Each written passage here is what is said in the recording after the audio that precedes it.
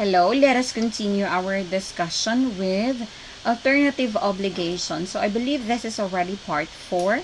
But before we're gonna discuss Articles 1205 onwards, let's remember lang under 1203 and 1204, the right to choose belongs to the debtor.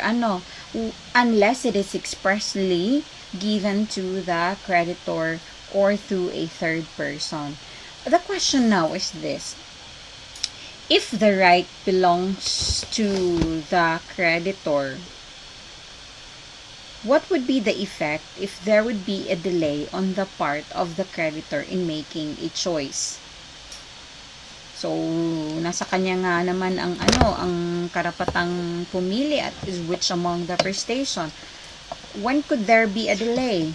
Or what would be the effect if there would be delay in making the choice? So when the creditor fails to make a selection in cases he has the right to choose, the debtor will not incur delay in the performance of the obligation kahit na meron pang definite period daw fixed for the performance. There will be default lang or delay on the part of the debtor in the performance of the obligation only when it has become a simple one, diba? Or pure na obligation,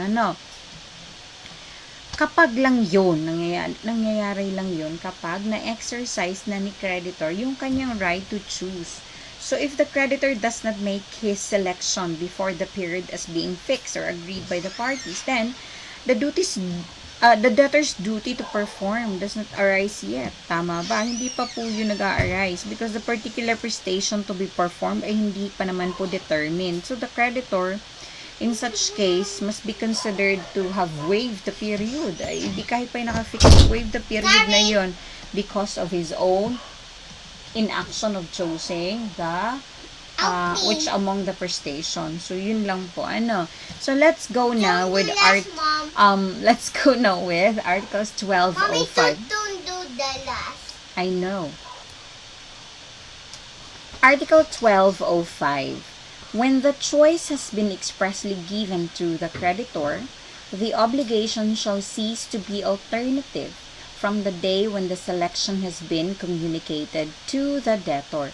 So by paragraph 1 of 1205, you could readily see kung ano ba yung legal effect when the choice has been expressly given to the creditor.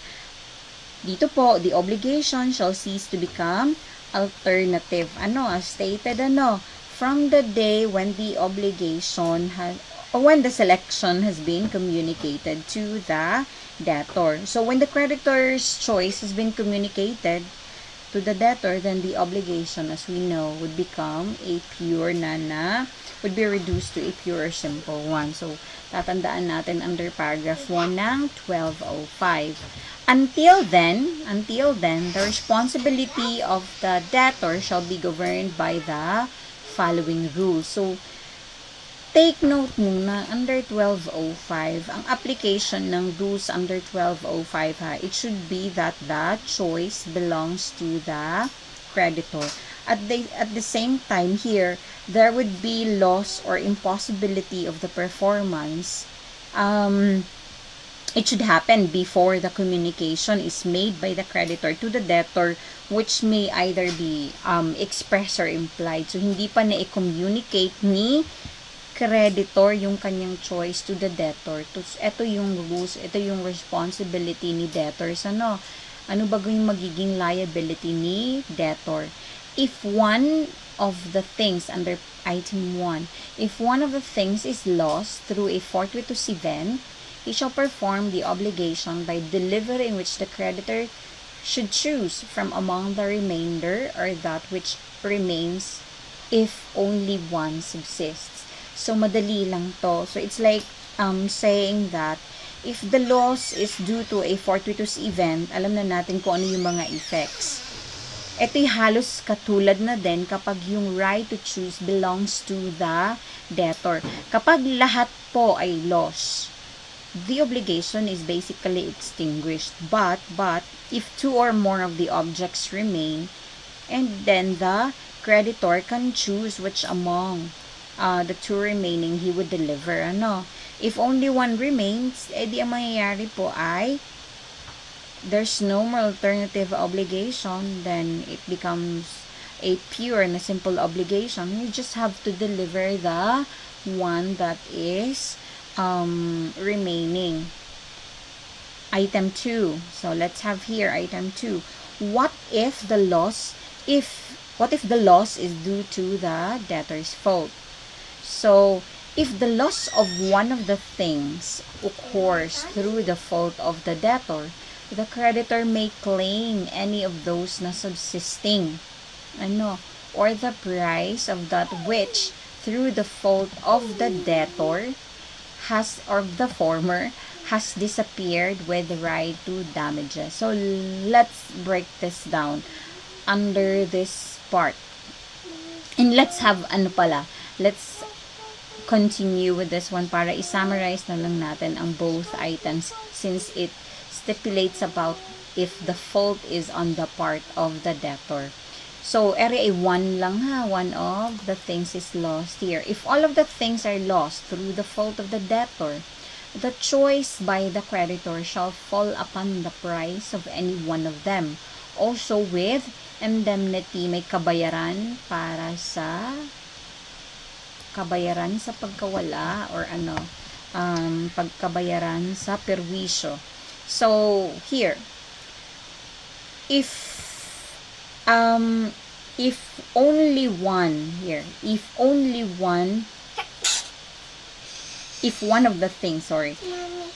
of the thing remains,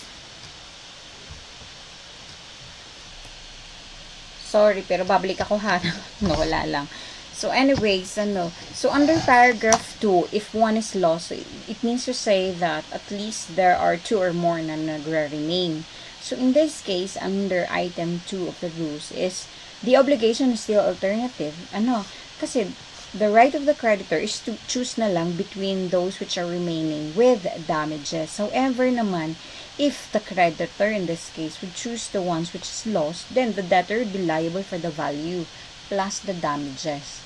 So if all of the things, so it means to say none remains, the obligation here is converted into that of a monetary na consideration. Bakit? Sasabi nga DNA, ang nangyari ay value of any of the objects which fall upon the price of any one of them. So, in the value of any of the objects which could be chosen by the creditor to be delivered because he is given the right of choice. So, plus the damages. So, what if naman, if only one remains? If only one remains out of the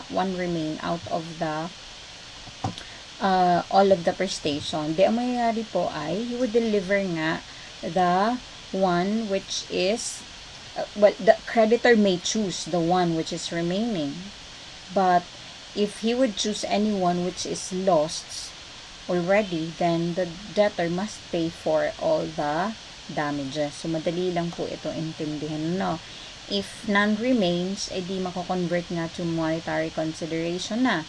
So, any of the object chosen by the creditor plus the damages. If 2 of that objects remains, then he either choose all of the objects na remaining plus damages pa din yun. But if he chooses the object which is lost, then liable siya for the value of that object plus damages.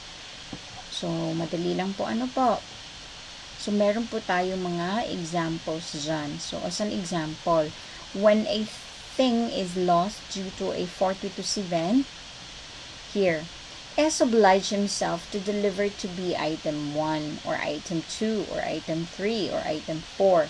If item 1 is lost through a fortuitous event, edi si B pwede pa din can choose from among the remainder of that which remains if 3 of the items are lost. So, it's a clear illustration of the rules a while ago.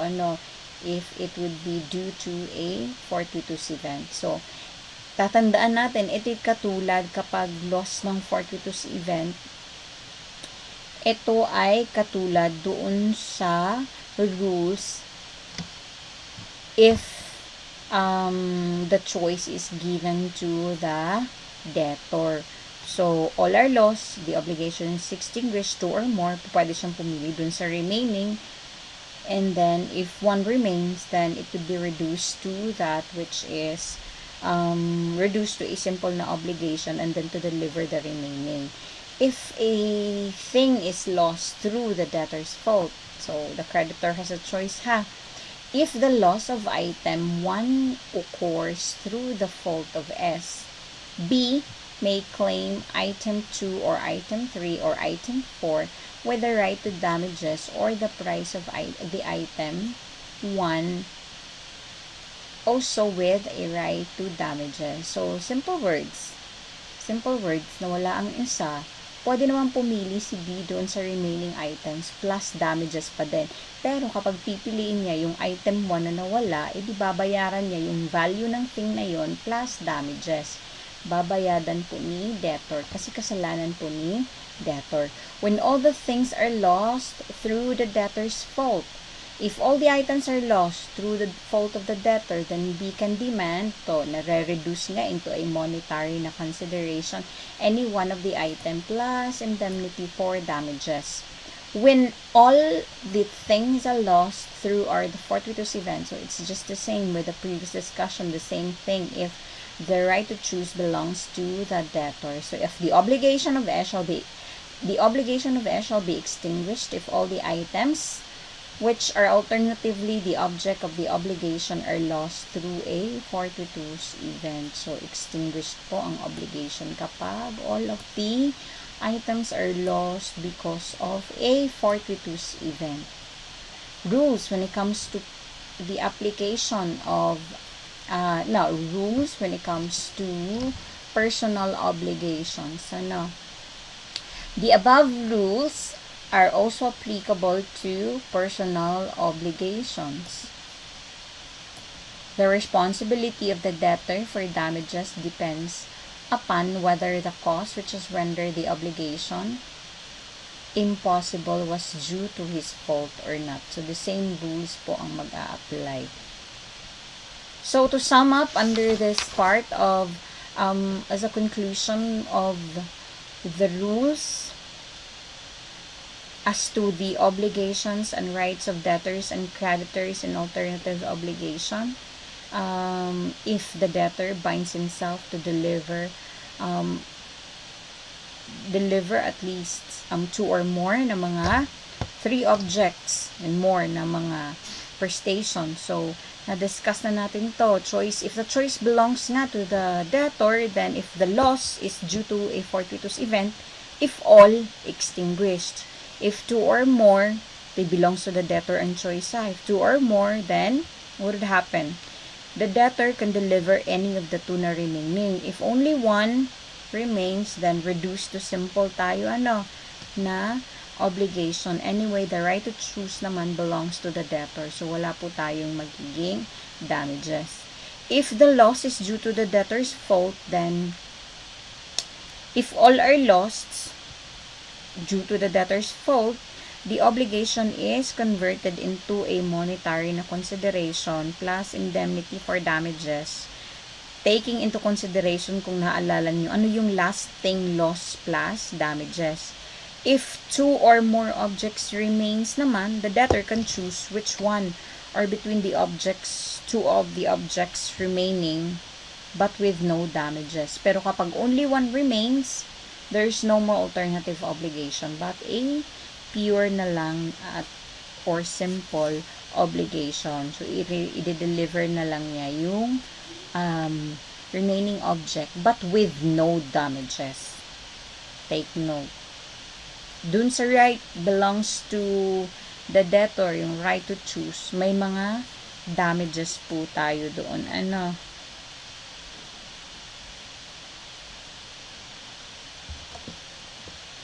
think that concludes our alternative obligation.